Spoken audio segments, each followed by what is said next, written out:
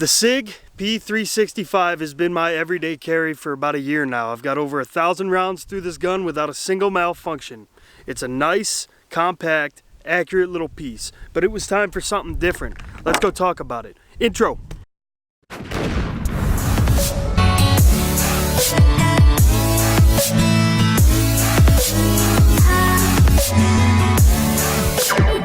What's going on, guys, and welcome back to Big Apple Ranch, and welcome back to my range. Today I want to talk to you guys about a new gun that I recently picked up. Now this is my P365. I've had it for about a year.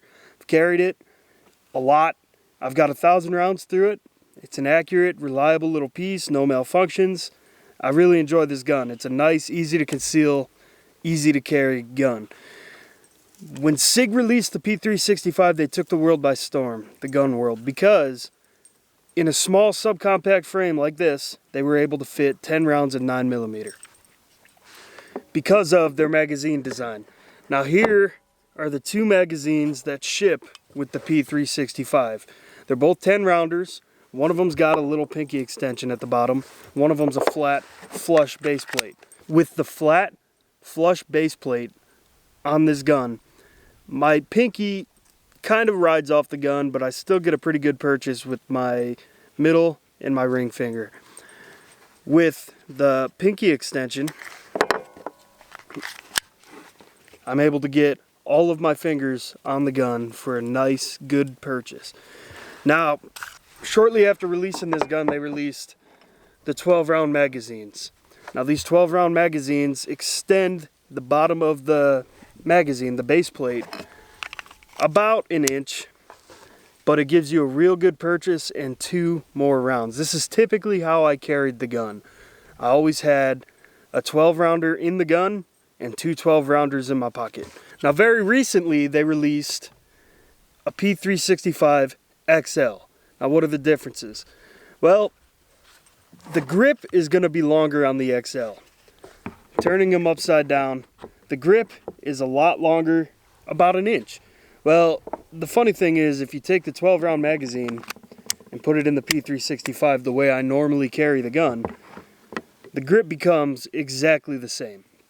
Okay, so I have a 12-round magazine in this gun, and the P365 XL ships with 2 flush base plate 12-round magazines. So the P365 XL comes 12-round, 12 plus 1 standard, and I have always carried the adapted 12-round magazine on my P365.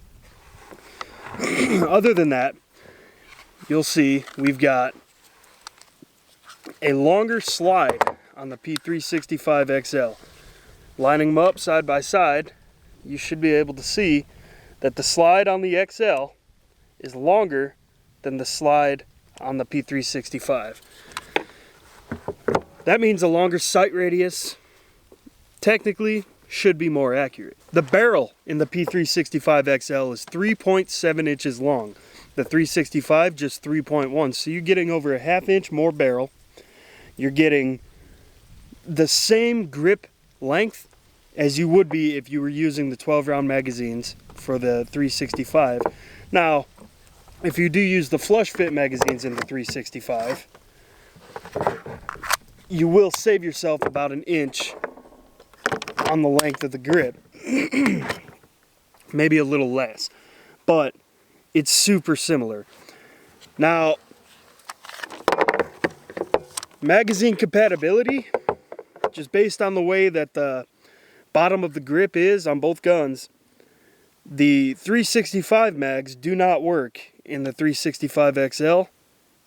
Neither the 10 nor the 12 rounders will fit into the 365 XL. The opposite is not true. This is a 12 round flush fit 365 XL magazine, and it does fit into the 365. Granted, it's not a very comfortable fit. There's sharp edges and stuff to catch, but the 365 XL mags will work in the 365. The opposite is not true. Now, as far as the 15 rounder that they started shipping out, it comes with 2 base plates for this magazine when you buy this mag.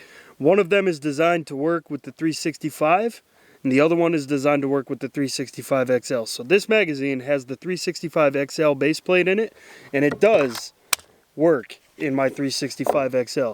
It also adds another 3/4 of an inch to an inch to the grip. Plinking, I'll probably use this magazine a lot, but for concealed carry, I don't think I'll be using this magazine. It just adds a little too much to the grip for me, especially when I'm used to carrying the gun with the grip about this long anyhow. So some other differences between the two guns. On the 365 XL, you've got more of an extended beaver tail grip versus the 365. You've also got a flat trigger on the 365 XL. As far as the stippling on the grip is concerned, it feels about the same. The 365 XL feels a little rougher, but I'm almost willing to bet that that's just due to carrying this one for a year and shooting it over 1,000 rounds. The sights on the two guns are very slightly different. Now they're both night sights, tritium night sights, but you should be able to see that the sights on the 365 XL are just a little bit more recessed into the steel of the sights, whereas on the 365 it's not quite as long of a rear sight. That may be a negligible difference, but it is a difference nonetheless. The weight of the 365 is 17.8 ounces. The weight of the 365 XL is 20.7 ounces. So you get, for about 3 more ounces, you get a longer sight radius and 2 more rounds with the 365 XL. Now I know when the 365 came out, it had some striker issues, it had primer drag, and people were breaking firing pins. Now, I did have primer drag. I still do have primer drag. I just have not broken the firing pin yet. Some would argue that it's not a matter of if, it's a matter of when. But in my 1,000 rounds without a single malfunction, this is a very reliable gun. So reliable, in fact, that my wife, who's had her eye on this gun since I bought it for about a year, actually sold her Glock 43. And that's why I had to buy the 365 XL. You see, she wants this gun, so I've already changed the magazine release to be a left-handed shooter, a left-hand mag release. She's a left-handed shooter. And I had to get myself a concealed carry, so I went with the 365 XL. Now, as far as reliability in the XL, I couldn't tell you. See, I've got 1,000 plus rounds through this gun, 0 through this gun. So we're gonna shoot this gun for the first time today. And I'm going to shoot the 365 today. We'll do a little side-by-side comparison, and I'll let you know my final thoughts at the end. Well, okay, I've got 2 magazines loaded up for the P365 XL here at about 10 yards. I'm going to take a few shots at my silhouette.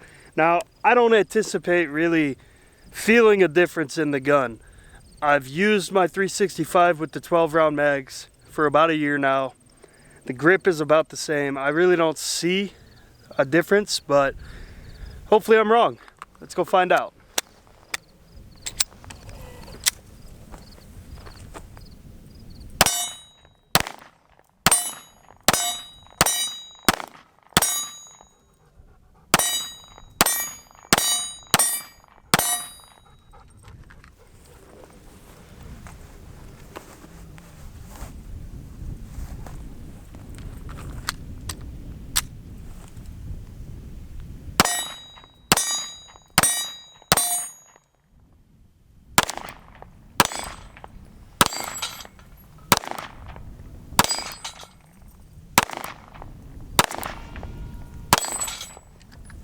Well, all right, here's a 12 rounder for the 365.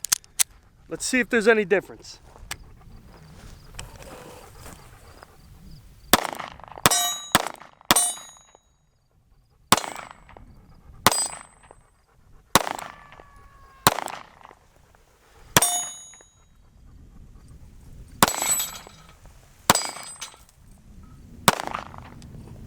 Well, right off the bat, I could tell you there's a difference between the 65 XL and the 365. It's just a little more manageable. Now, it's only a 9mm. The recoil isn't that bad to begin with, but the 365 XL, I was able to get back on target a little quicker than with the 365. That was true with my stationary silhouette, and that was also true with my dueling tree over here. I was able to get back on target and take a follow-up shot a lot quicker with the 365 XL than with the 365. That probably has a lot to do with the extra weight, and the longer sight radius definitely doesn't hurt. Well, all right, I've got 12 rounds loaded up into the XL again. I've moved back some to a spot where it's not covered in brass because I'd like to pick up a piece of this brass and check for firing pin drag on the primer.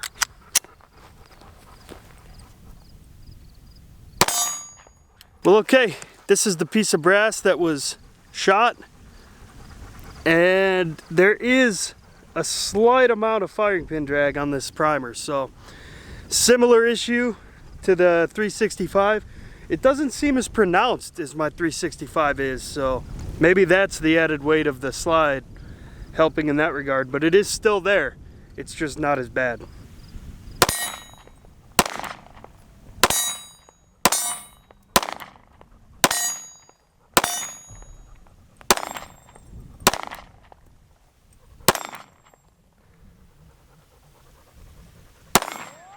Well, all right, we're back at the bench now, and I'd like to talk about and give my final thoughts on the 365 XL. Now, at first, when I first picked it up and compared it to a 365, I didn't think that I would notice much of a difference between shooting the two, and that's because I carried my 365 with the 12-round magazine since I got it.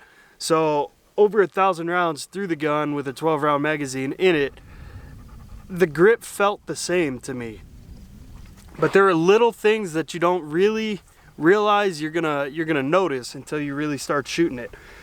The beaver tail grip, it lets me, I almost felt like I was able to get up higher on the grip with that beaver tail. So I could choke up a little more on the gun and control it a little better. I could do without the flat trigger though. Maybe I'll get used to it. Maybe once I have 1,000 rounds through this gun, I'll be able to say, you know, I was wrong and the flat trigger's nice.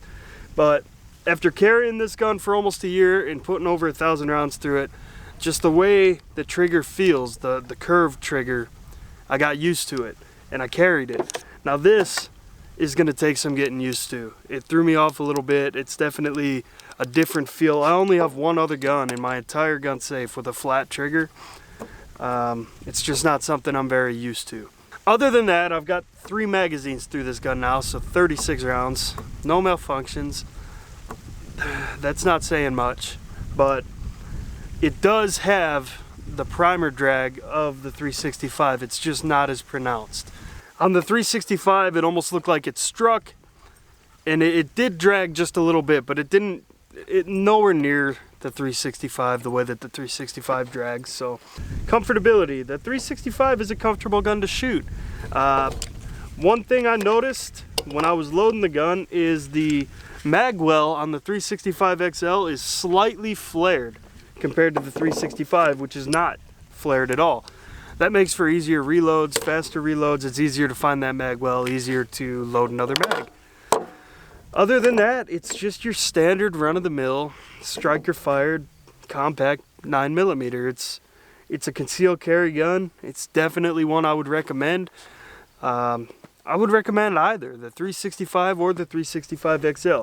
If you've got smaller hands and you're comfortable carrying the 365 with just the flush fit magazine, if you pick that up in the store and that feels right to you and that feels comfortable and that's something you could see yourself carrying, well then that might be better off for you. If you're a smaller framed individual, this one will be easier to conceal, but it does have a shorter sight radius, it does have a smaller barrel.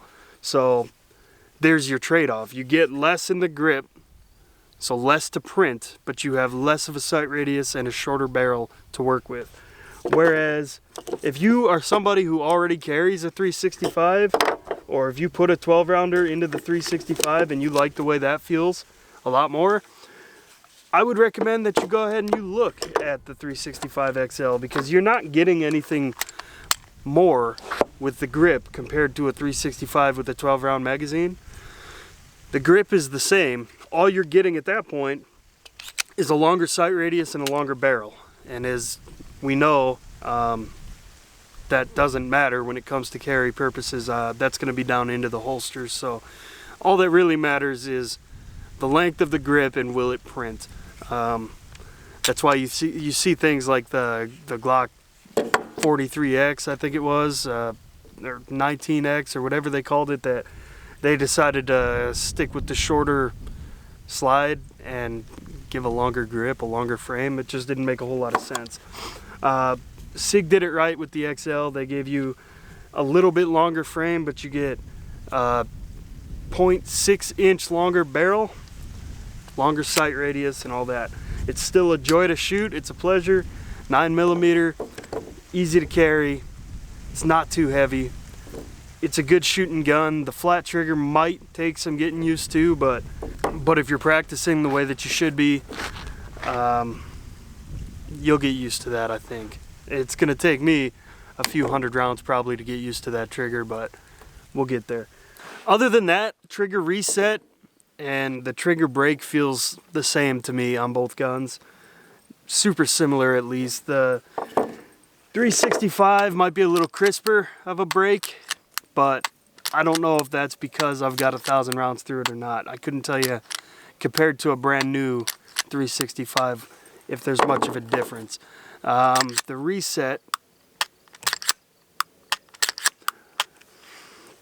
on the 365 is definitely a little crisper. That's not something I noticed while I was shooting, but just sitting here right now, the reset on the 365 is crisper than the reset on the XL. I don't know if that's got a whole lot to do with 1,000 rounds through the gun or if that's just the way it is, but the XL is a comfortable shooting, nice little gun. I would recommend it to anybody. I don't think reliability is really going to be an issue. I don't think accuracy is going to be an issue. And as long as you're not a very small framed individual, I think you can carry this XL with no problem. I do intend to carry it. Unfortunately, anybody that buys Alien Gear holsters, they're the only holster company I use. They do not have a shell for the XL yet. I called them. They're working on it. They do have a list of people that are interested in the shell for the 365 XL, but not yet. So I've got my left-handed shell set up for my wife with the 365. I've got my right-handed 365, and I'm considering cutting the bottom of the Kydex to allow the gun to just slide through and hang out at the bottom until they come out with the 365 XL. I don't know if I'm going to do that or not, but for now, retention on the 365 XL isn't as great. I can probably adjust that. It does sit up just a hair compared to the 365. The 365 seats down all the way, completely covering that trigger guard, whereas the 365 XL, because of the longer slide, the trigger is covered, but the trigger guard is still not covered. So I haven't decided if I'm going to carry it like that yet or not. It's probably not a great idea. I can adjust the retention, get it down in there tight, and just have something to carry the gun until they come out with the new shells. I never do their trade-in program with their shells either. I just order a whole new holster. They're cheap enough, American made, and I really do like that company. So I'll just get another holster when the 365 XL shell comes out. Well, that's about all I got for you today, guys. Thanks for watching. Thanks for visiting me out on the ranch. If you guys got any questions, leave them in the comments down below. I do my best to get back to everybody that I can. If you're not subscribed yet, please do so. It really helps me out, and drop a like. We'll catch you next time. I'm out.